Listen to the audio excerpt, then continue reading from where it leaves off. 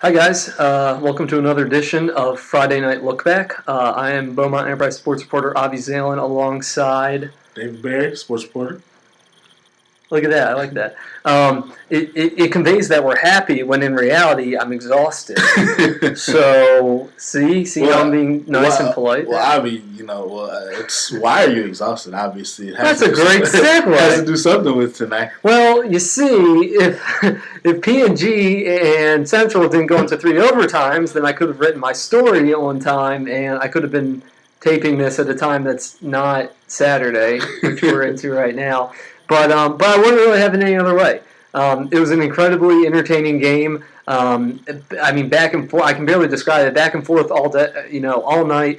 Ultimately, I think one of the biggest plays of the game was on 4th and 9 from about, I believe, the 21-yard line in the second overtime. Kai Walker completes a pass to Brant Halfren in the end zone. Just absolutely unbelievable. I mean, with P&G's backs totally up against the wall, all the momentum in Central's favor. They convert on the 2-point conversion as well, and they put into a third overtime where Walker finds Jeremiah Rose I have to think about it, in the end zone for the go-ahead touchdown. They get the 2-point conversion. Central comes back. Central scores a touchdown in the third overtime, but the key is they don't get the 2-point conversion, which I learned tonight in the third overtime of high school games here, you have to go for 2. Pretty much Michael Jacquet rolled out to the right. He couldn't really find any receiver, so he kind of tried to improvise kind of on that 2-point conversion. He starts going towards the goal line. He runs out of space, gets bumped out of bounds. Game over. And all of a sudden, 24A picture is, I don't even know if it's clear. This might muck things up even more. Now both teams are 2-1 in district, and God, it was a lot of fun. So go ahead. I mean, I can only imagine and you're right about it being mucked up because right now with Nederland beating LCM, they struggled early, but they were able to pull away. Mm-hmm. Now, Nederland's the only undefeated team in district at 3-0. You have LCM at 2-1, the surprise. You have P&G and Central at 2-1. You still have Ozan, who's going to play on Saturday with the chance of going to 2-1. So all of a sudden now, the top of the district, there's a lot, and it brings a lot more meaning to the big game, the one that you can't really right. The elephant in the district, Mid-County Madness. If P&G can beat Nederland, all of a sudden it mucks the district up even more. So and that's at home too. That's going to be a huge. That just made it even bigger, but it's something. It was something to see. Yeah, I mean, Nederland going to Nederland. They still haven't lost a district game dating back to before we even worked here. Yeah. So, which I don't know how much that says, but that being said, Nederland's been able to kind of pull away there and solidify their place right now in first. But at the same time, you kind of really wonder who's next. Who's the next best team? I thought it was Central. I picked Central to win tonight. That didn't work out quite as well. And P&G wins. And after last week's loss against LCM, you're thinking, oh, maybe P&G is kind of like this, 5th, 6th place team that we kind of pegged them at to begin with. Mm-hmm. And then they come out tonight and beat Central. And so it's like I can't figure anybody out. LCM's good, Central's good, P&G's good. Maybe those are your playoff teams. Right there. It'll make for a great discussion because you have all these 2-1 teams, and it's possible LCM could be the best 2-1 team in the district. It could be if Ozan does win tomorrow. I mean, for them to have started the way they did, and against with such a tough non-district, and to come in now and win the first 2 or win 2 out of their first 3 district games, that'd be huge. So, but obviously they have to take care of business. And so I wasn't at a District 24A game tonight. I was actually over in Winnie, taking in some little bit of smaller school football. But I was at Newton in East Chambers. Newton ended up winning 43-24. The final score doesn't reflect how tough East Chambers played. I do think they're legit. I do think they'll make noise when they go to the playoffs. And the biggest news. It was unfortunate news. Kevin Shorter, the running back, he's a Texas commit right now for Newton. He got hurt late in the second quarter.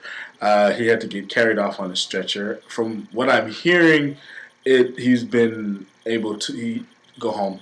So it's not. Was it like a head injury or? It was a head neck injury. Okay, so it wasn't like ankle. No, it wasn't okay. that. No, so that's he had to get carted off on a stretcher. It was he was there lying on the field for a few minutes. I didn't realize. So we're thinking concussion at the least. At the least, it could be but actually, this is what impresses me the most about Newton is the fact that if you looked at him in the second half and you didn't know that Kevin Shorter played on the team, you'd honestly look and think this is still an amazing team. I mean, Brandon Johnson, who is the second running back, had 294 yards and 3 touchdowns.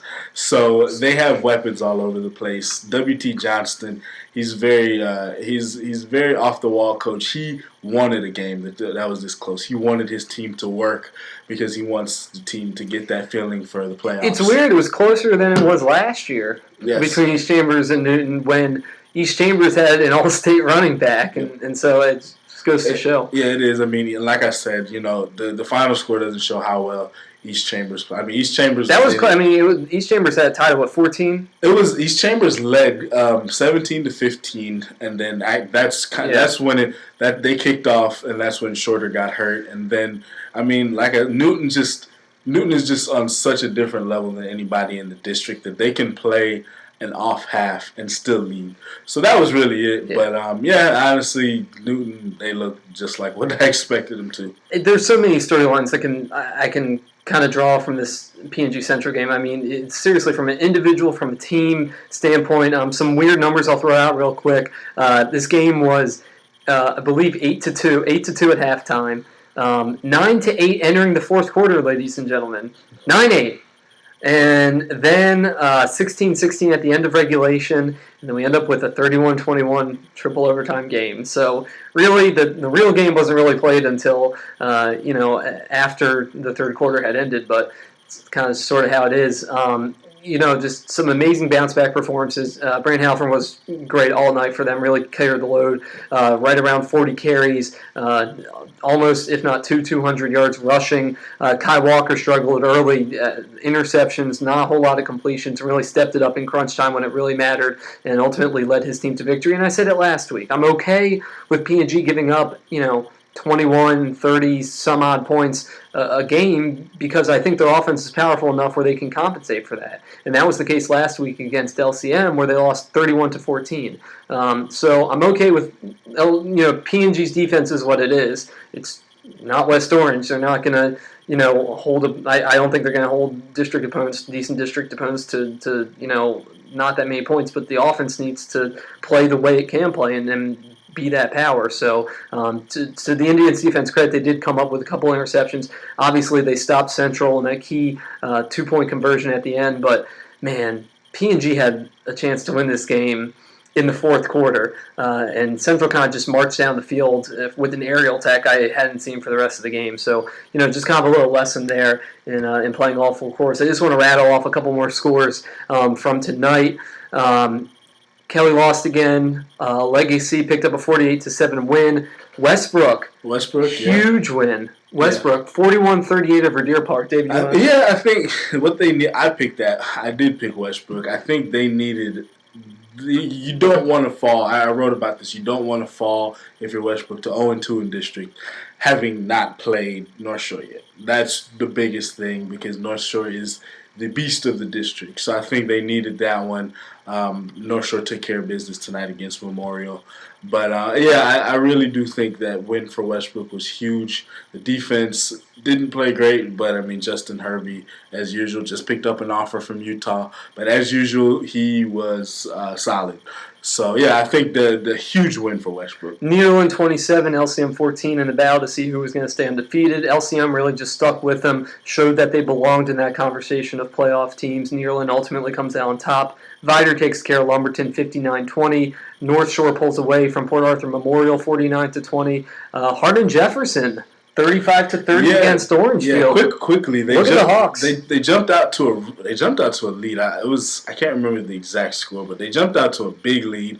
Orangefield almost came back and won. But I mean, big things going on for Dwayne Du Bois and those Hawks. It looks like they could compete for either third or fourth spot in 21-3A. Yeah, Orangefield needs to get back on track. Jasper picks up a win. Silsbee takes care of business against Bridge City.